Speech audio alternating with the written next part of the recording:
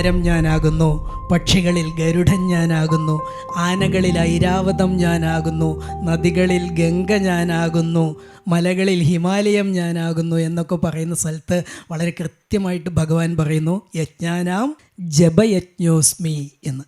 യജ്ഞങ്ങളിൽ വെച്ച് ഞാൻ ജപയജ്ഞമാകുന്നു.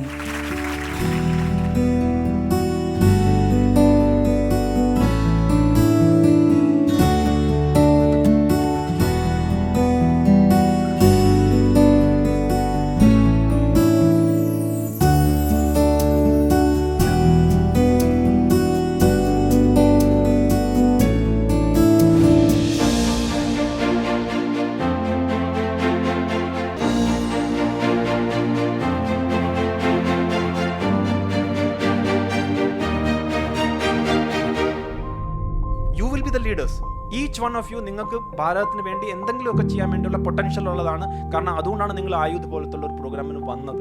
Now you should channelise your energy.